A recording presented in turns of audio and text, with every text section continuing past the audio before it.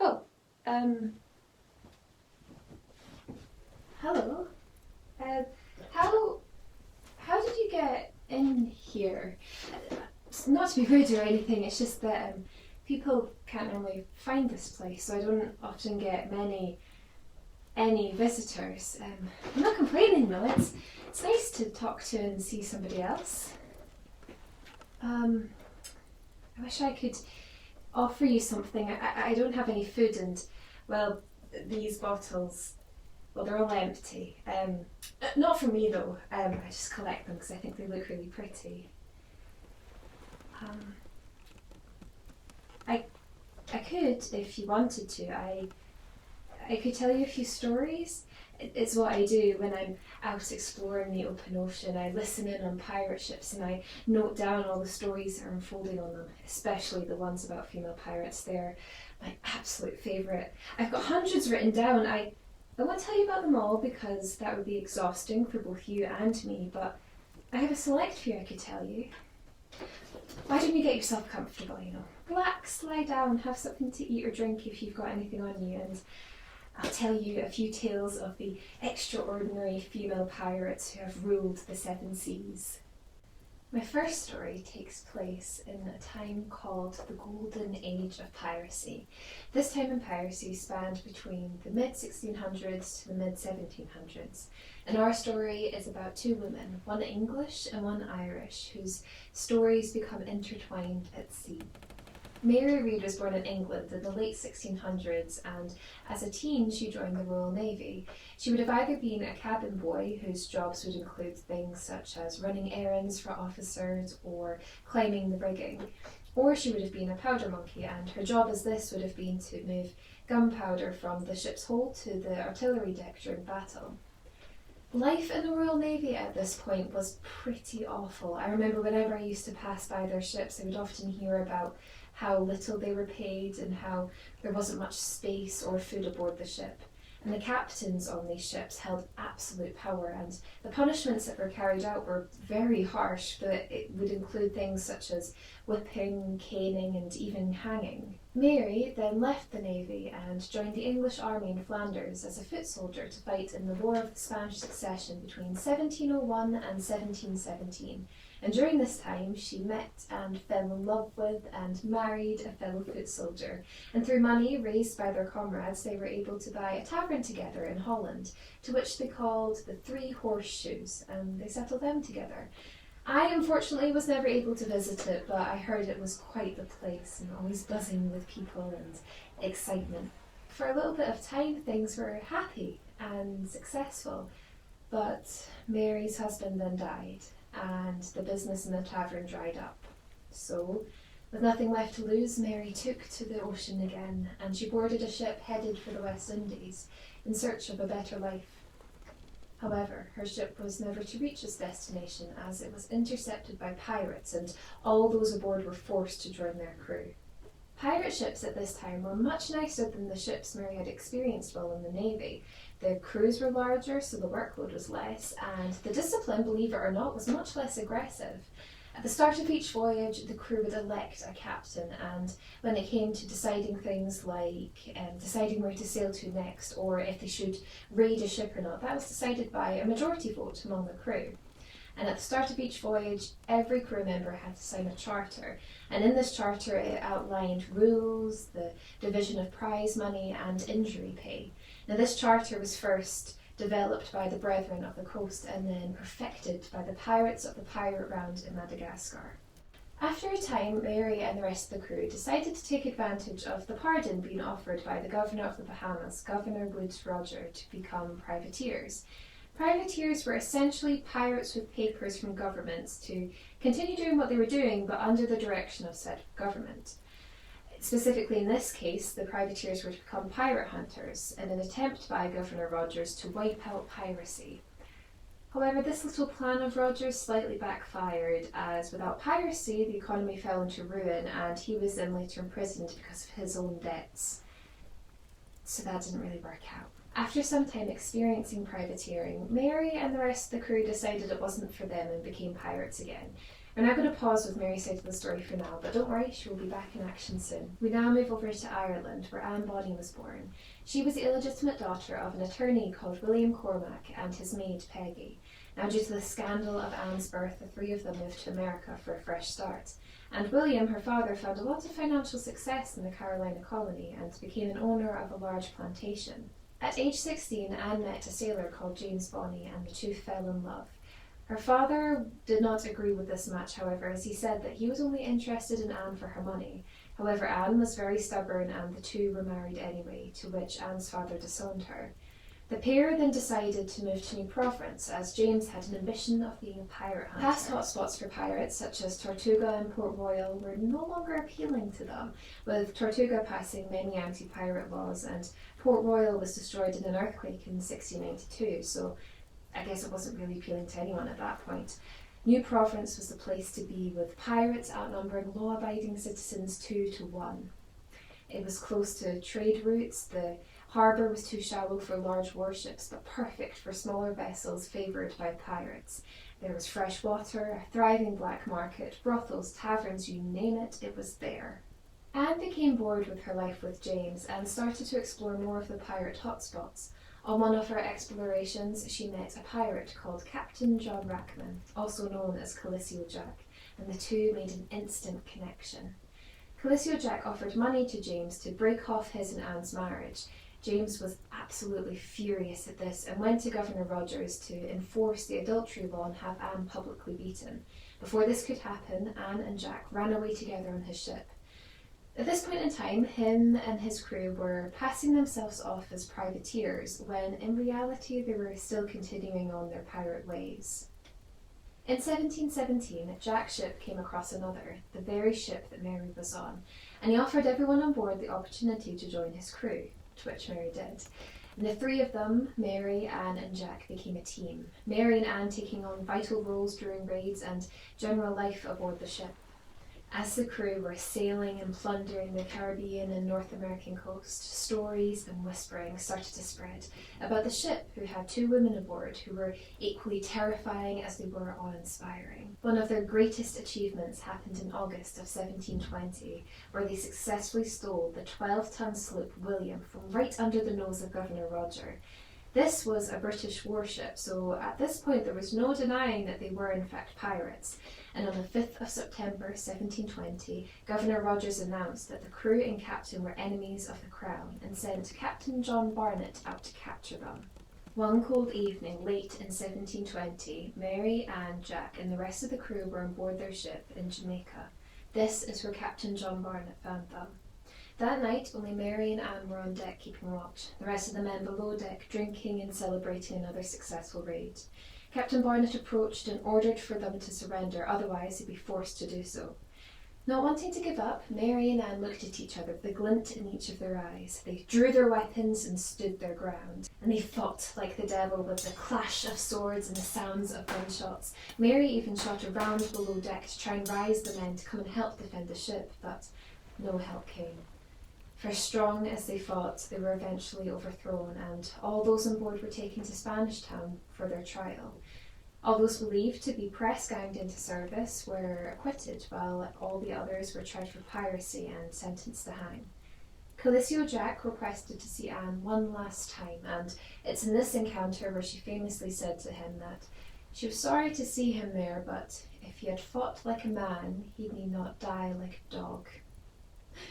I like to think that he greeted death with a smile on his lips at the thought that even death could not quell Anne's temper and fiery spirit.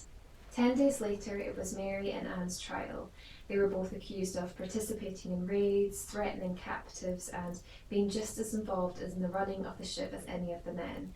Throughout all of this, they spoke very little. They were then sentenced to hang, to which both of them claimed to be pregnant, and the judge then delayed their sentence until after both of the births. However, Mary never lived to see the hangman's noose, as she died in 1721, either due to childbirth or from a type of typhus known as prison fever. Anne's fate is a little bit more uncertain. Some say that she was given a reprieve, others say that her father came back into her life and successfully got her out of her sentence. There is another story, however, that's a touch more exciting, and I'll leave it up to you whether or not you choose to believe it, but The story goes that one night Anne was sitting in her cell and she heard the rustling of keys outside.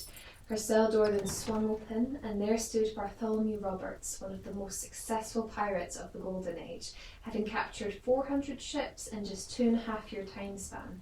They were also known to have never killed a single passenger, crew member, or enemy during battle. The two had never met before, but Anne had recognised them from stories that had been circulating. They then held out a hand to Anne, and away they went for a lifetime more of sailing on the open ocean. Between you and me, that last ending I think is true. But like I said, leave it up to you what you believe.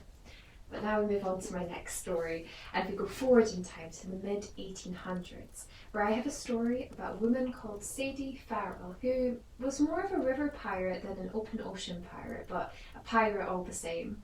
Sadie was born in New York, and she grew up on the Lower East Side of Manhattan. She grew up very poor, and from a young age she learned to look after herself and steal. Her signature move would be to headbutt the belly of a target, effectively winding them, while an accomplice of hers would rob them. Her main enemy was Gallus Mag, owner and bouncer of the Hole in the Wall pub. Mag was a 6-foot Englishwoman who was famously known for biting off the ears of anyone who was being too rowdy in the pub. She would then take these ears and put them in a pickle jar to be displayed for all to see. In the spring of 1869, Sadie and Mag got into an argument, which then led to Sadie losing an ear, which this then merited its own pickle jar with her name on it. Understandably mortified, Sadie ended up wandering the streets of New York. This is when she happened upon the Charlton Street Gang, who were trying to overtake a ship. Trying to being the very prominent word here. After the unsuccessful attempt, Sadie said that the group needed a change in leadership and that she could be that change. And within the week, they had successfully captured a ship. At this point, Sadie became a pirate enthusiast, reading out everything she could about pirates. However, she slightly mixed fact and fiction, and because of this, Sadie is one of the only pirates known to have ever made her captives walk the plank. This just wasn't actually a typical practice for pirates. Her and her crew would pillage wealthy towns and houses up the river, and would then store their valuables in various pawn shops around New York. Their main target was going to be to rob the seaport, but it was just too heavily guarded for them to ever do so. After a few successful months, the landowners had had enough of Sadie and her crew, so the next time that she went to try and pillage one of their houses or villages, she was met with guns, which successfully chased her away. And the next time she tried to steal from a ship, the seaborne police were there to stop her, and after a few skirmishes, she just lost too many crew members to continue pirating. So she abandoned her ship and returned home to where she was being called Queen of the Waterfront due to her pirating ways. And when she returned home, for whatever reason, her and Mag decided to make amends, and this resulted in Mag returning Sadie her ear, to which Sadie wore in a locket around her neck for the rest of her life. What happened to her after this is a bit of a mystery, as she just sort of disappeared. I just hope that whatever she did, she continued to create as much chaos as she did on that waterfront.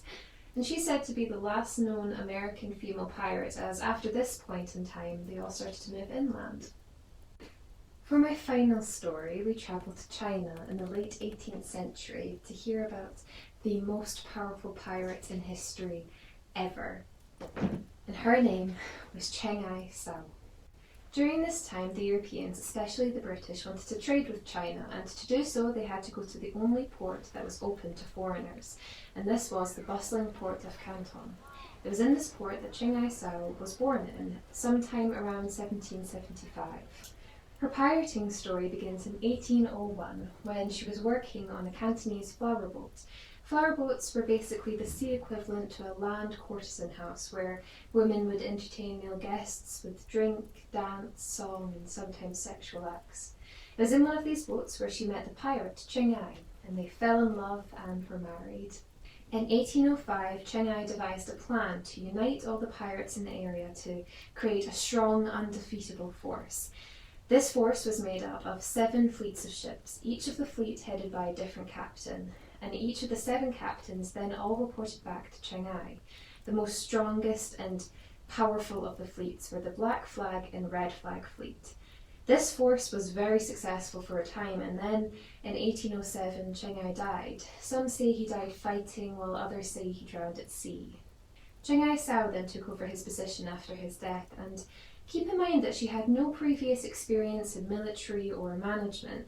She was able to grow this force from 50,000 to 70,000 men, and during this time she was able to create a protection program along the coast where fishing boats and other small vessels could pay her in exchange for protection from other pirates.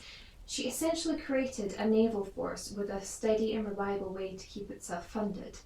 She was an absolute force to be reckoned with, as no other pirate in history had ever had so many people and ships under their command. Her code of conduct, something that every one of her pirates had to sign, was notorious in how strict it was. Codes of conduct were still very popular among pirates since the Golden Age, but hers was particularly harsh.